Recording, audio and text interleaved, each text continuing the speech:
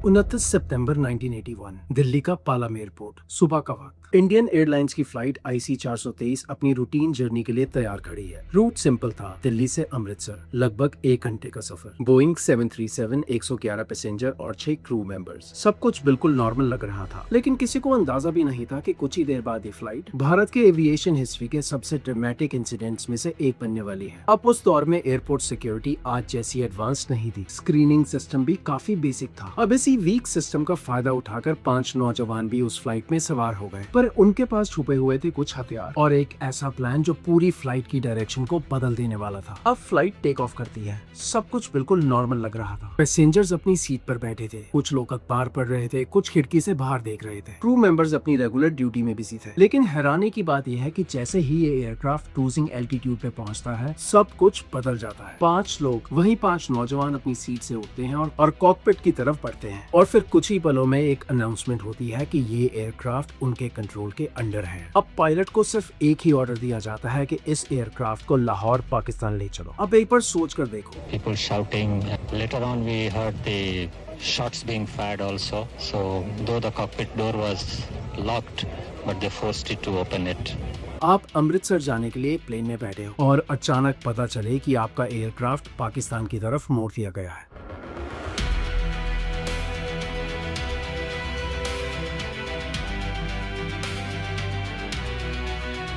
अब उस वक्त प्लेन में बैठे 117 लोगों को ये नहीं पता था कि अगले कुछ घंटों में क्या होने वाला है। अब सबसे पहला सवाल उठता है कि ये लोग कौन थे और उनका मकसद क्या था। अब उसके लिए हमें 1981 के पंजाब में जाना पड़ेगा। अब 1981 का पंजाब एक रिलीजियस और पॉलिटिकल टेंशन के दौर से गुजर रहा था। अब कई अलग अलग ग्रुप्स और मूवमेंट्स अपनी मांगे उठा रहे थे। अब इसी बैकग्राउंड में कुछ ऑर्गेनाइजेशंस और कुछ एक्टिविस्ट उभर कर बाहर आ रहे थे जो खालिस्तान की डिमांड कर रहे थे। अब इन्वेस्टिगेशंस के मुताबिक हाईजैकर्स दल खालसा ग्रुप से जुड़े हुए थे और उनका लीडर था गजेंद्र सिंह। अब हाईजैकिंग का मोटिव सिर्फ प्लेन को हाईजैक करना नहीं था, उनका मकसद था अपनी डिमांड्स को इंटरनेशनल अटेंशन दिलवाना और इसीलिए लाहौर को डेस्टिनेशन चुना गया। अब कुछ ही देर बाद एयरक्राफ्ट लाहौर एयरपोर्ट पर लैंड करता है। अब सिचुएशन सिर्फ हाईजैकिंग की नहीं थी, ये एक इंटरनेशनल क्राइसिस बन चुकी थी। एयरक्राफ्ट पाकिस्तान की जमीन पर खड़ा था जिसके अंदर इंडियन पैसेंजर्स फंसे हुए थे। अब हाईजैकर्स अपनी डिमांड रख रहे थे और दोनों देश की अथॉरिटीज इस सिचुएशन को क्लोजली मॉनिटर कर रही थी। प्लेन के अंदर घंटों तक अनसर्टिनिटी बनी रही। किसी को ये नहीं पता था कि नेगोशिएशंस का रिजल्ट क्या निकलेगा।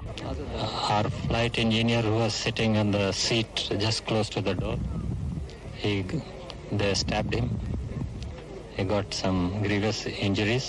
क्या उन्हें रिलीज कर दिया जाएगा? क्या ऑपरेशन होगा? क्या ये क्राइसिस और लंबा चलेगा? हर गुजरता पल टेंशन को बढ़ा रहा था। अब हाईजैकर्स ने फाइनली अपनी डिमांड रखी और सबसे ज्यादा ध्यान जिस डिमांड पर था वो था जरनैल सिंह भिंडरावाले की रिहाई की मांग और साथ ही में एक और डिमांड रखी गई जो की थी $5 लाख इन कैश। लेकिन यहाँ पर सबसे बड़ी प्रॉब्लम ये थी कि पाकिस्तान के पास इन डिमांड्स को पूरा करने की पावर डायरेक्टली नहीं थी, क्योंकि जिन लोगों की रिहाई मांगी जा रही थी वो लोग पाकिस्तान की कस्टडी में नहीं थे। इसलिए वक्त निकलता गया और नेगोशिएशंस चलते रहे और लाहौर एयरपोर्ट पर खड़ा बोइंग 737 एक पॉलिटिकल प्रेशर पॉइंट बन गया। अब बाहर अथॉरिटीज अपने ऑप्शंस इवैल्यूएट कर रही थी, अंदर पैसेंजर्स इंतजार कर रहे थे और हाईजैकर समझ रहे थे कि पूरा कंट्रोल शायद उनके पास है। लेकिन सिचुएशन धीरे धीरे बदल रही थी। पाकिस्तान ने अपने सिक्योरिटी पर्सनल और कमांडोज को डिप्लॉय करना शुरू कर दिया। अब प्लानिंग क्वाइटली चल रही थी, हर मूव कैलकुलेट किया जा रहा था और यहाँ पर सबसे इम्पोर्टेंट चीज थी हॉस्टेजेस को सेफली बचाना।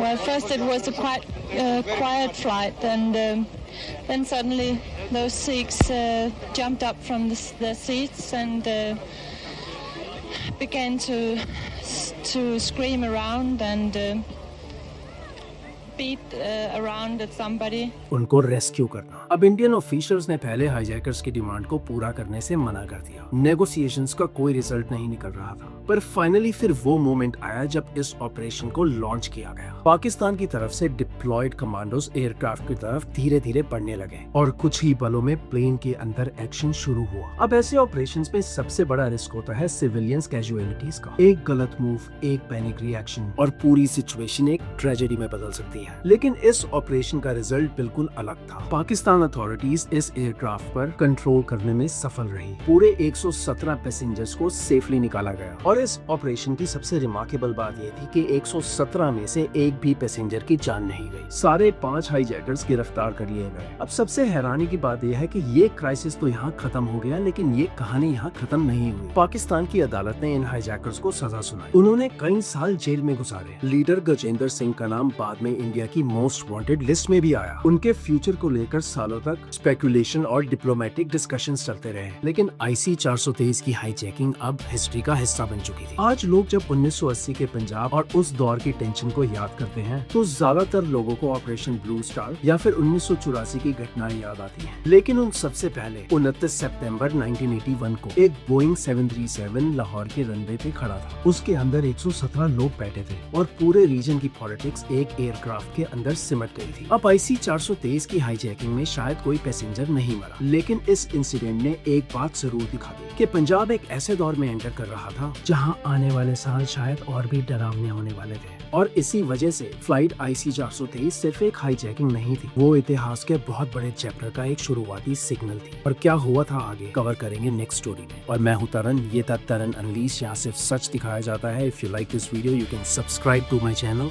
And press the bell icon. I post videos every week. Thank you. वो हाईजैकर्स ने ये प्लेन हाईजैक किया, but the hijackers were very sweet and they were very mild and they treated us very nicely and gave us all the comforts. सब उन्होंने हमको सहूलियत दी और बच्चों के लिए भी पानी और जो कुछ उनसे बन सका हमें रास्ते में उन्होंने दिया। और even when we wanted to go to toilet and all, they never stopped us और बारी के बारी हमको जाने दिया। तो उन्होंने हमें अपनी तरफ से जितनी उनसे कोशिश हो सकती थी उन्हें हमें बहुत अच्छी तरह ट्रीट किया।